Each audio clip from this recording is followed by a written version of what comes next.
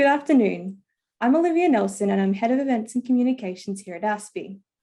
Welcome to the latest interview in our Women in Defence and Security Network profile series. This series features women working across different areas of national security and foreign affairs and aims to highlight the different career paths available in the sector and shine a light on our guests' expertise and experiences. Today I am joined by Dr Jasmine Westendorf, who is Associate Professor of International Relations and Australian Research Council DECRA Fellow at Trobe University. Jasmine, thank you so much for joining us today. It's a pleasure. Thanks for inviting me. Can we start by talking a little bit about your career path? Your research focuses on peace building and pathways to peace after civil war, as well as sexual exploitation and abuse by interveners in peace operations, which I think is particularly interesting. Is this what you were always interested in working on? Yeah, it's certainly always been an interest of mine since I was at university, trying to understand how the international community of states and international organisations and community groups and activist groups tried to respond to the question of war, and in particular the question of civil wars, and how the international community has tried to support countries as they have moved, or as they've dealt with civil wars and moved from war towards peace. So throughout my undergrad, I certainly focused on it. After I finished my undergrad, I spent some years working with international development NGOs, looking at questions to do with crisis and working effectively in humanitarian and conflict contexts. And then I found my way, as a result of that work, back into academia, where I did a PhD looking at why peace processes often fail to result in lasting, sustainable peace.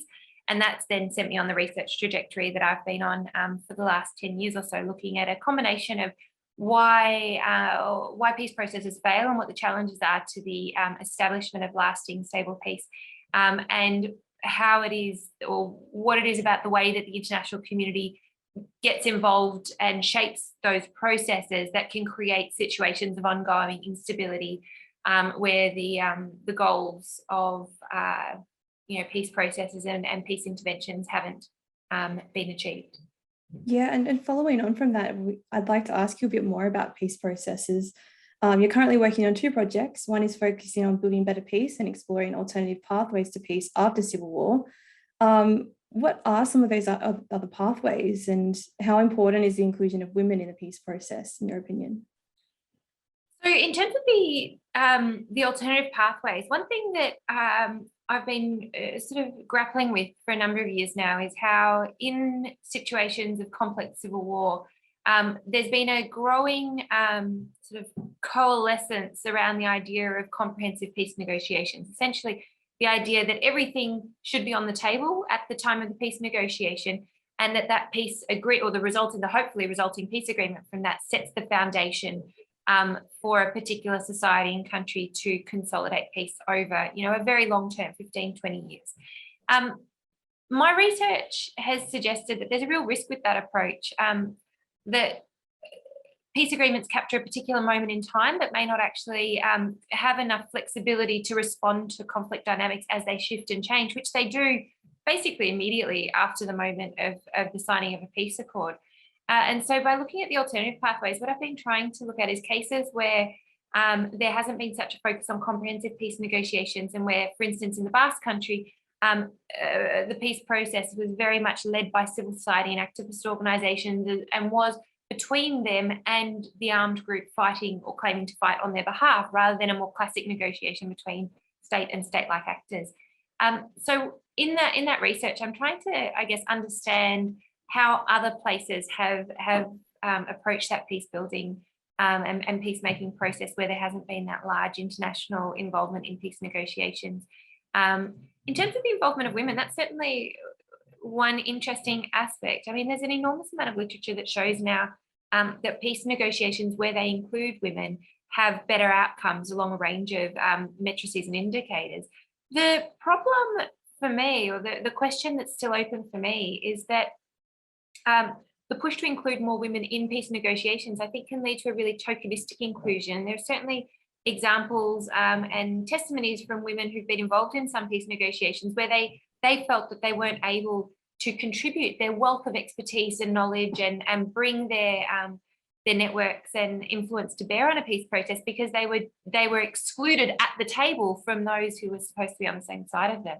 So I think in terms of the inclusion of women, I think moving towards a model of peace processes where not everything is on the table at the outset, and perhaps there's a more sequenced approach to creating space where civil society, basically not allowing the men with the guns to agree to everything and to have purview over all manner of social and environmental and economic issues at the time that they agree to put down their weapons, but creating more space for meaningful engagement by other actors along that process.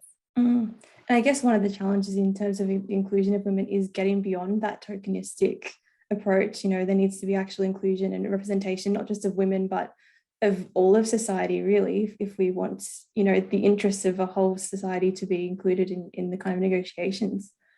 Yeah, and these negotiations, they do tend to be elite bargains. And I think that's the challenge, that women, I mean, I would say the exclusion of women is a really important indicator of how exclusive those processes are, but it's essentially, I mean, it's what I'd call a canary in the coal mine. It tells us there's a whole lot of other exclusions going on as well, but the exclusion of women can be one that we can see very visibly and should alert us to the exclusion of minority groups, dissident groups, and, you know, a range of others. Yeah. And following on from that, I guess, how concerned are you by the absence of women from the US negotiations with the Taliban and the treatment of and restrictions on women in Afghanistan since their return to power? Yeah, very concerned. I mean, on a basic sort of on the level of evidence of what we know from peace processes in the past, where women are not included, peace processes and negotiations tend to have worse outcomes than in negotiations where they are included, and they certainly don't last as long. So that's an issue. On the level of basic inclusive social justice and you know, accordance with international norms around women, peace and security, and the right that women have to be included on these matters that are of deep importance to them as well. That's also a concern of mine.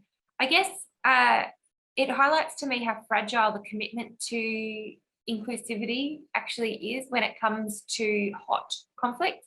And I worry that the same thing is going to characterize the peace process, the hopeful the peace process in Ukraine, between Ukraine and Russia, because I think certainly from interviews that I've done with peacemakers, there can be a real pressure that when there's a hot war going on, we just need to end the fighting now.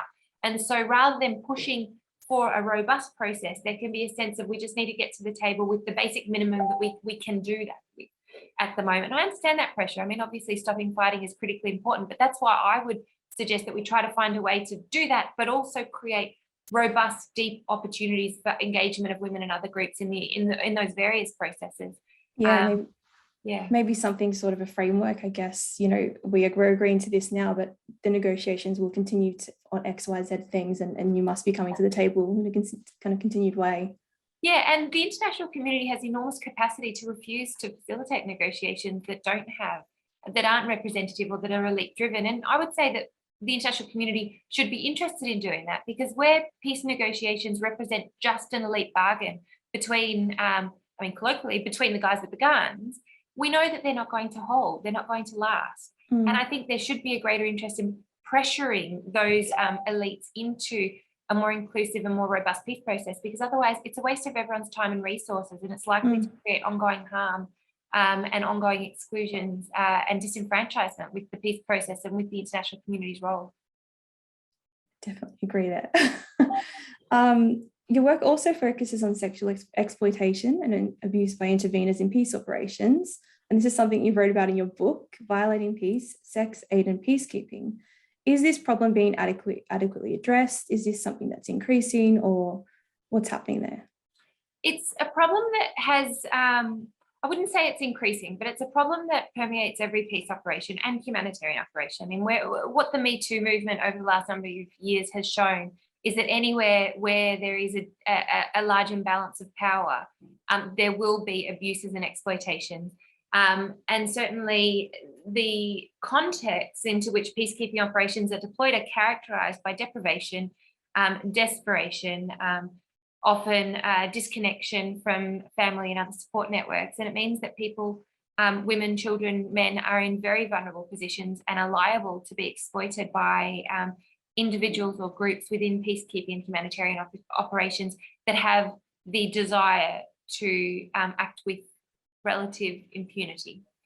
There's been an enormous amount of movement through the United Nations and the humanitarian sector over the last 20 years to try and establish better rules to prevent those sort of abuses and better trainings, and to establish better accountability mechanisms.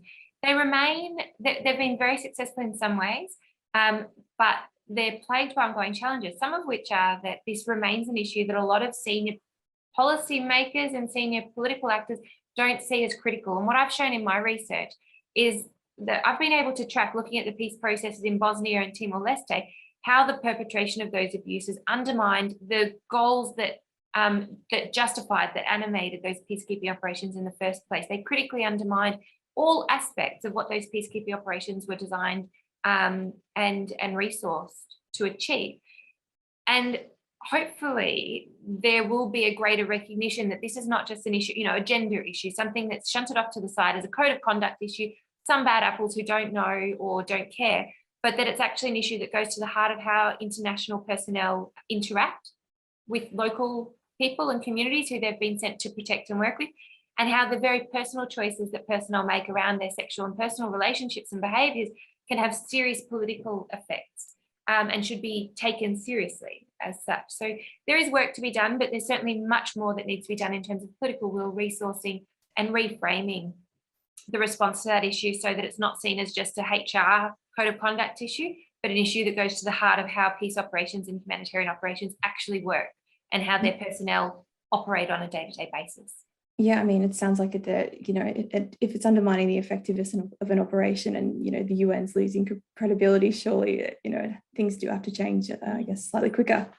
In your career, you've also probably you have done a lot of field work.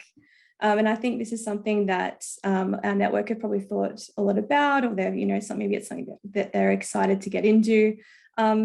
Can you tell us a little bit about what it's like to conduct field work, and did you have any challenges getting that opportunity in the first place? I think that can be a struggle as well.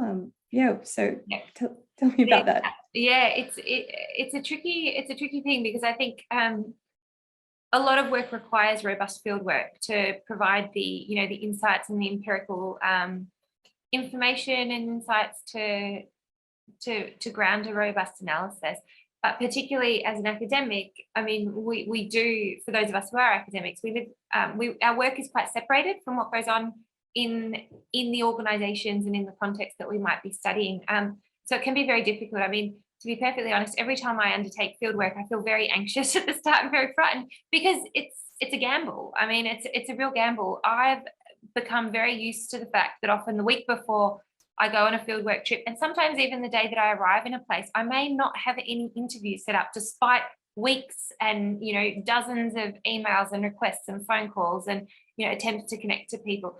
So there's sort of some sense of stepping out a little bit blind, but in a lot of ways I think that's a really important part of the process, because it reinforces to me as the researcher that in a lot of ways I am blind. Before I do that field research and before I am able to immerse myself in a particular context, I'm not an expert in it. I don't understand how it all works, and I need to be led by the people who I'm interviewing and hoping to learn from. So I think I've benefited from connections that I had from the humanitarian sector as a result of the work that I did before my PhD, but also just ongoing connections that I've attempted to maintain to make sure that my research reaches people who it might be of greatest relevance to. And I have learned to be quite forthright in emailing people and asking for not only their time to share their thoughts with me, but for other people who they would recommend that I speak to. And I've come to realize that most people are very happy if they can see that there's value in a research project and that it's designed well and designed to, I guess, lead not just to academic outputs, but to useful knowledge for the people whose work is relevant to it. People can be very generous in supporting the research. I think part of that is also making sure that the results of that academic research are communicated back and written and produced in ways that are accessible, to sort of close the loop and to make sure that that goodwill continues. I think that's a really important point, and I think it goes back to you making sure you maintain those connections and you know, it helps you. I think it's an important tool for you as well. One of the challenges, we'll finish up soon, I'm sorry. One of the challenges in academia, this is something that I'm quite interested in, and for young researchers coming through, is the kind of the pressure, the need to establish a profile to promote your work, whether that's, you know, establishing a social media presence or speaking on panels, or, you know, trying to increase your presence. How have you gone about this, and do you have any advice for the next, I guess, generation of researchers on where to start? I feel like the next generation of researchers are much better instinctively at networking than I've been in my life and career, and I think maybe that's because of how various social networks have been so integrated into people's lives for so long now, that's given them sort of the skills in how to communicate and network effectively on those various platforms, which is something that I really felt was I found quite hard to get my head around, I guess, the self-promotion that you have to do. My recommendation is that, I mean, seeing the establishment of your profile as something for you as the individual is probably the wrong way to look at it. And that if you see yourself as part of a community of people, an intellectual community or a practical community practice, working on and thinking on specific issues, then the connections that you make are probably going to be much more genuine, and there's going to be a greater sense of, I guess, community and responsibility and engagement with one another's ideas. So going to events, meeting with people who are working on similar issues, sending emails to people whose work that you've read or who you've heard on the radio, and letting them know that you have found it interesting or compelling. Those are all great ways to connect with people. And I mean, I think at the moment, especially in the COVID years, there's been so many fewer opportunities for in-person connections. And so when people are on the radio or write op-eds that are striking a note, I just think it's so powerful to be able to write to them and say, you know, this really resonated with me for these reasons, and this is what I'm working on, because those are the connections that we've lost with the, you know, the move online to conferences and seminars, and many people being locked at home or locked down under different border controls. So yeah, I would look at the building of a profile more in terms of finding your community of people working on similar issues. I think that's really valuable. Being supportive of others, you know, not feeling like if an opportunity comes to you that you need to take it if you're not actually the right person. Like being quite humble about what your area of expertise is, and being generous in sharing those opportunities, I guess, with people. Yeah, who are the best placed.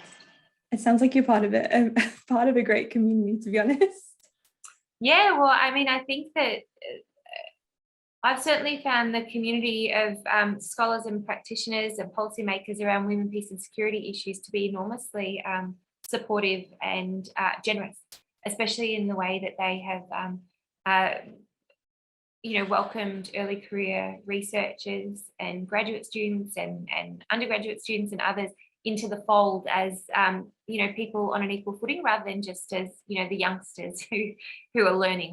Rather, I mean, I think there's a real sense of equity and sharing and value in that community, which is great. And just finally, to wrap up, in terms of the big issues that you're researching, or the areas that you're researching, what are some of the countries and conflicts that you're kind of following closely at the moment? My work at the moment is it's thematic because it's looking at sexual exploitation and abuse.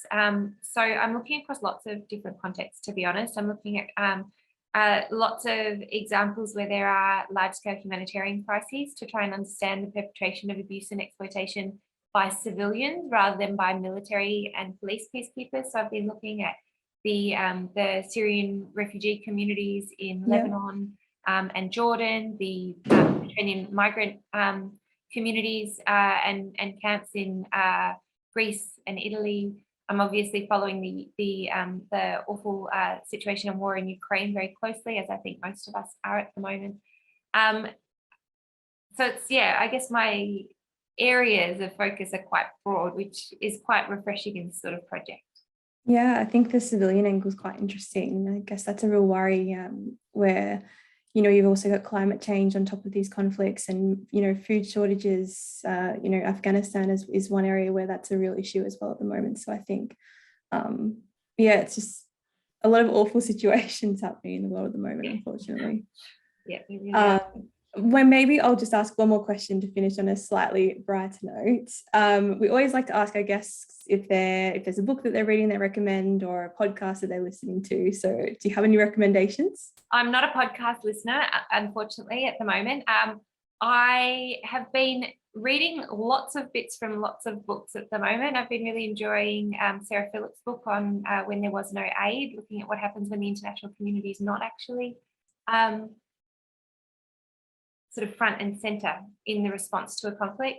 And I've also been reading a lot of the contemporary political coverage that comes out of the New York Review of Books and the London Review of Books and the New Yorker. So not quite book length, but more manageable for me as a mum with 2 young kids at the moment. Well, thank you so much, Jasmine, for joining us today, and hopefully we'll see you again soon. It's a pleasure. Thank you so much.